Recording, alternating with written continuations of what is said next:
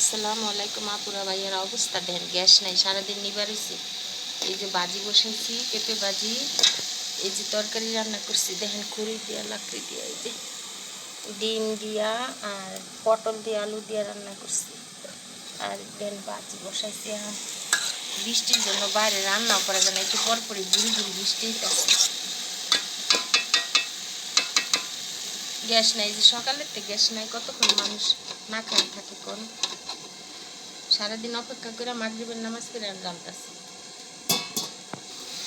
বেশি করে সবাই মিলে আরো আরেকবার তারিখ জিয়ারে পাশ করে, তাহলে শান্তি পাবো, শান্তিতে থাকতে পারবো। জীবনের যে কদিন বাঁচি ভালো শান্তিতে থাকতে দিই। সকালেতে গ্যাস নাই, চুলা নিবার হয়েছে, সারাদিন অপেক্ষা করে এখন লাকড়ি দিয়া রান্না করতেছি, ইট দিয়া। গ্যাসের চুলা থেকে 1100 টাকা বিল দিয়া।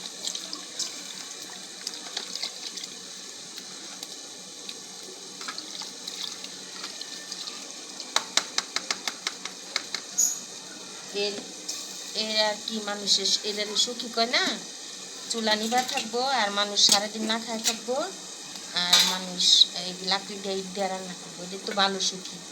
কত সুখ দেখেন, চুলা আছে, গ্যাস নাই। বিসমিল্লাহ, এই রান্না করছি আলু দিয়ে পটল দিয়ে। বিসমিল্লাহ।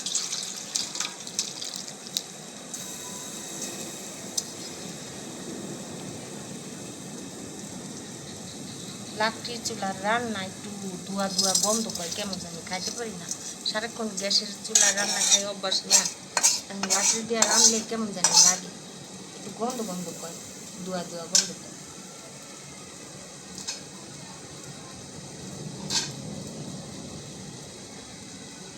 দোয়া করবেন যেন আমগো গ্যাসটা দিয়া দেয়, সারাদিন যেন থাকে, আমরা যেন একটু রান্না বান্না করে খাইতে পারি। সারাক্ষণই গ্যাস থাকে না, নিবা থাকে চুলা। এইভাবে কি রান্না করুন যায় কোন রাত্রিবেলা?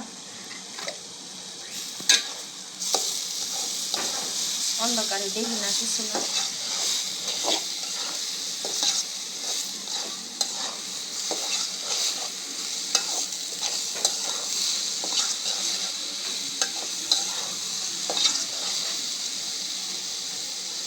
বাইরের লাইটের আলোও নাই বেশি।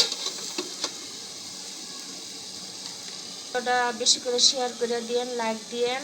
আর আমার ইউটিউবের চ্যানেলটা যে আপুরা ভাইয়ারা আপনাদের জন্য টিপস, যে আপুরা ভাইয়ারা ইউটিউবের চ্যানেলটা সাবস্ক্রাইবার করেন, একটু প্লিজ সাবস্ক্রাইবার করেন ইউটিউবের চ্যানেলটা, আর পেজটা ফলো করেন, ভিডিওটা বেশি করে শেয়ার করে দিয়েন, লাইক দিয়েন। ভালো থেকেন, আল্লাহ হাফেজ। এই যে পটল দিয়া ডিম দিয়া